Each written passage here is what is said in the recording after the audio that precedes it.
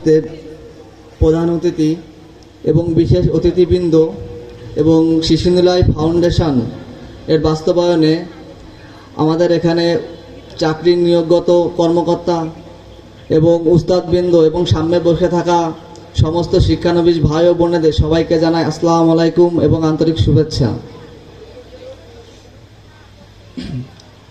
আজকে এই চাকরি মেলায় আমাদের সবাই উপস্থিত হয়েছি শিশুনিলয় বাস্তবায়নে।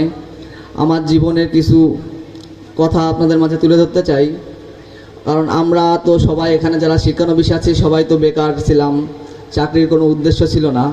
আমরা শিশুনিলয় ফাউন্ডেশনের হাত ধরে এই চাকরির মেলায় উপস্থিত হয়েছি এবং আমরা 6 মাস ব্যাপী একটা রেস প্রকল্পের আওতায় শিশুনিলয় বাস্তবায়নে একটা ট্রেনিং করে এখানে উপস্থিত হতে পেরেছি, তাই তো। আমি শিশুনিলয় ফাউন্ডেশনের রেস প্রকল্পের আপনার জুন 23 সালে জুন থেকে জানুয়ারি পর্যন্ত 23 সালে একটি রেফ্রিজারেশনের এয়ার কন্ডিশনের কোর্স করে আজ এখানে উপস্থিত হয়েছে। আমার একটি প্রতিষ্ঠান আছে শঙ্করপুর 0 পয়েন্টে, নূর ইলেকট্রিক অ্যান্ড রেফ্রিজারেশন অবস্থায় আছে। এবং আমি আগে আমার জীবনের একটু পিছনের কথা তুলে ধরতে চাই।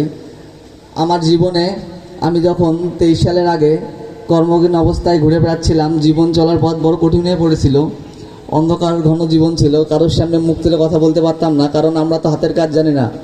এই জন্য আমাকে শিশুনিলয় ফাউন্ডেশন একটা ভালো উস্তাদের কাছে mic Patti Dipu electric and রেফ্রিজারেশনে কর্মগত অবস্থায় দিয়েছিল।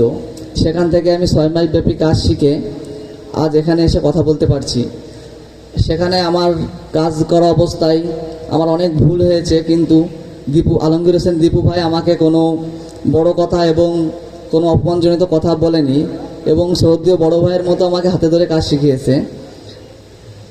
আমি দীপু ভাইকে সম্মান জানাই, কারণ শিশুনিলয় ফাউন্ডেশন বাস্তবায়ন এখানে না করতে পারলে আমি এই পর্যন্ত আসতে পারতাম না। দীপু ভাই আমাকে আরও 3টে জিনিস শিখিয়েছে, সেটা হলো কিভাবে কাস্টমারের সাথে কথা বলতে হয়, কিভাবে জীবন পরিচালনা করতে হয় এবং অন্ধকার জীবনের থেকে কীভাবে বেরিয়ে আসতে হয়। আমি এখানে বলতে চাই যে আজকের এই চাকরিগণ মেলায় আমরা সবাই যে উপস্থিত হতে পেরেছি, এই জন্য আমরা সবাই আল্লাহর কাছে শুকরিয়া আদায় করি। এবং চাকরি নিয়োগ কর্মকর্তাদের বলতে চাই, আমরা হলো খুব সুন্দরভাবে এবং সততার সহিত এই কাজ শিখে এখানে উপস্থিত হয়েছি। আপনারা যদি আমাদের সুযোগ করে দেন, আমরা ইনশাআল্লাহ আপনাদের কোম্পানিকে অনেক এগিয়ে নিয়ে যেতে পারবো।